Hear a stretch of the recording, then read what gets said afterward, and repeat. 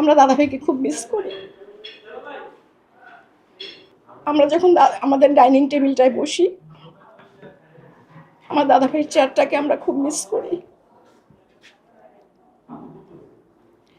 আমরা চাই দাদাভাই অচিরে আমাদের মাঝে ফিরে আসুক, ফিরে এসে ওই টেবিলটায় বসুক, আমাদের সাথে কথা বলুক, আমাদেরকে শাসন করুক।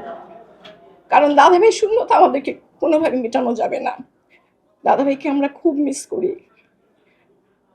আমরা আসলে কখনো কল্পনা করিনি ছোটবেলা থেকে যে আমার দাদাভাই কখনো বয়স হবে, বুড়ো হবে। আমরা দাদাভাইকে যেরকম দাঁড়ায় থাকতে দেখছি, আমার বাবার একটা চেয়ার আছে, সেখানে দাদাভাই বসে, প্রতিদিন বসে। আমি এখনো বাসায় গেলে আমি সেই চেয়ারটা বসে আমি ওই জায়গাটা হাতাই যে আমার ভাই এই জায়গাটা বসতো।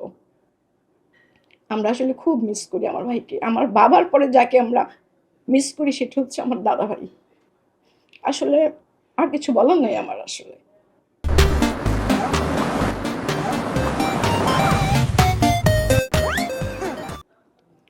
আসলে আমি তো মনে করছি এই মুহূর্তে যে দাদাভাইয়ের তো মনে করেন 80% ট্রিটমেন্ট হয়ে গেছে, আর 20% আছে। দাদাভাই অচিরেই সুস্থ হয়ে আমাদের মাঝে ফিরে আসবেন। ফিরে এসে উনি সংসদে বসবেন, আমরা আশাবাদী।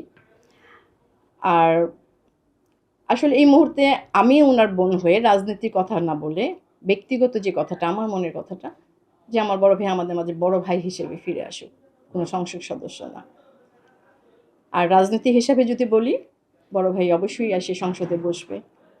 আমরা প্রতিদিন গুনি দাদাভাইয়ের কয়দিন অসুস্থ হলো, দাদাভাই কবে দাদাভাই ফিরে আসবে। আমরা আসলে আমার বাবা আমাদেরকে যেভাবে শাসন করেছে, তারপরে আমরা দাদাভাইয়ের শাসনটা পেয়েছি। আমরা দাদাভাইয়ের শাসনটাকে এখন তো শাসন করে না, এখন আমারও বয়স হয়েছে, দাদাভাইয়েরও বয়স হয়েছে। দাদাভাই, এই তুই কি ভাত খাইছো? কি দিয়ে ভাত খাইছোস আজকে? বা কেমন আছোস? দাদাভাই আসসালামু আলাইকুম। ওয়ালাইকুম সালাম। বস, কখন আসছিস? এই তো। ওই যে দাদাভাই জিজ্ঞেস করে, এই কথাটা মনে পড়ে। দাদাভাই ডাইনিং টেবিলের চেয়ার থেকে হেঁটে হেঁটে গিয়ে আমার বাবার চেয়ারটায় বসতো। আবার বাবার চেয়ারটাকে উঠে এসে হাত মুছতে মুছতে ডাইনিং টেবিলের চেয়ারে এসে বসতো। এই স্মৃতিগুলি খুব মিস করি। আমি গিয়েছিলাম, আমি কথা বলেছি। আমি যখন আমার ছোটবেলার কথাগুলি জিজ্ঞেস করলাম, আমার নামটা কে রেখেছে, আপনারা দেখেছেন, পুরা বাংলাদেশের মানুষই দেখেছে। তো আমি দাদাভাইকে ঠিক জিজ্ঞেস করলাম যে আমার নামটা কে রেখেছে, এটা আপনারা দেখেছেন। তো দাদাভাই সঠিক উত্তরটা দিল। আমরা তার পিছনে কথাটা মনে আছে কিনা এটা জানার জন্য তাকে জিজ্ঞেস করেছিলাম। তারপরে আমার আরও ভাই বোনের নাম রেখেছে কে, দাদাভাই নিজে বলল। তো আমি যে অবস্থায় তাকে পেয়েছিলাম মালয়েশিয়াতে গিয়ে, আলহামদুলিল্লাহ, শুকুর আলহামদুলিল্লাহ, এখন অনেক ভালো। তো আমরা আশা করতেছি দাদাভাই ১ মাসের মধ্যে আমাদের মাঝে ফিরে আসবেন। আপনারা দাদাভাইয়ের জন্য দোয়া করবেন।